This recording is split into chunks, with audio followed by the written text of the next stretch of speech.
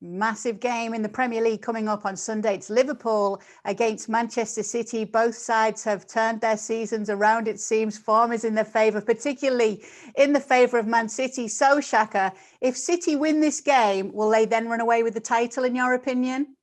I think so. City, for me, are favourites. They're playing the best football in the league, and their record over recent months shows that. In their last 12, as we speak, Manchester City have won all 12, kept 9 clean sheets, conceded only 3, meaning they've conceded no more than 1 goal in 3 of those games. Somehow, Pep Guardiola has turned City's fortunes around defensively. That was always their Achilles heel. It's anything but right now. And as good as Liverpool have been over their last 2 in London, I was particularly disappointed with Spurs and what they had to offer against Liverpool. And then Liverpool just blew my old club, West Ham, out of the water. That being said, City are a totally different animal from any of those 2, from anybody else in the league. With or without players, with or without Kun Aguero or Kevin De Bruyne, or at this point, throw anybody else into that mix, City somehow get the job done. They continue to look like a well-oiled machine. And as good as Liverpool have been over the last couple, as I mentioned, I just feel City are head and shoulders above everybody else in the Premier League. You mentioned a few names there in the City squad, but you did say the word defence. What type of impact has Ruben Dias had on this side? It's been absolutely incredible, and one that I simply didn't anticipate.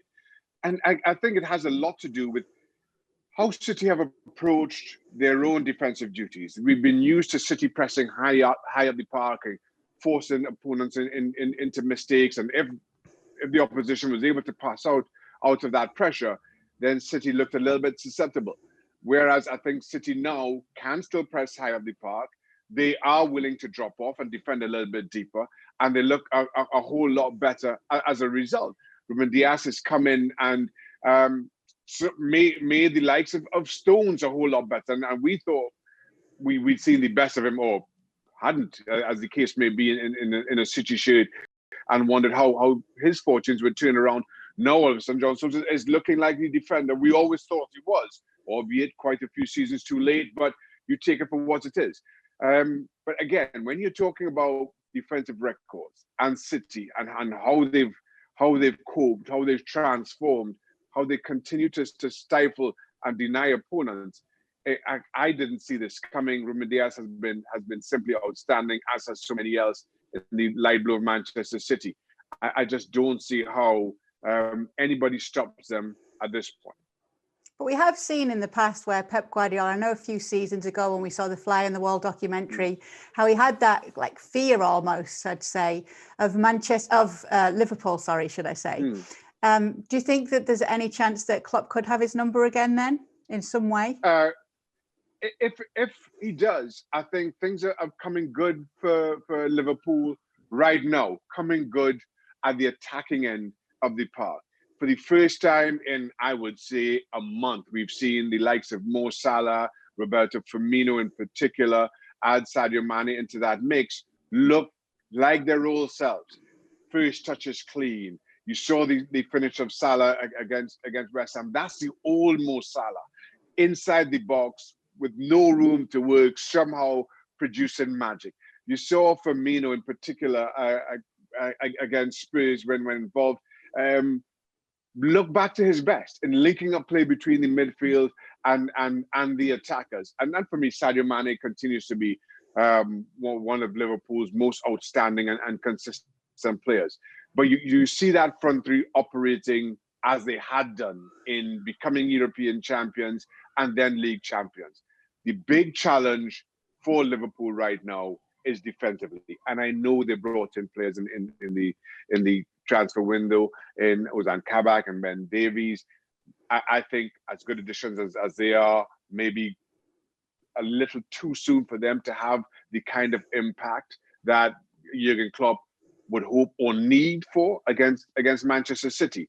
And that's the challenge. As good as Jordan Henderson has been, as good as whoever else you want to throw in at the back there in terms of defensive duty, whether it's Williams or anybody else, as good as they've been over recent weeks, my concern for them is always over the long term.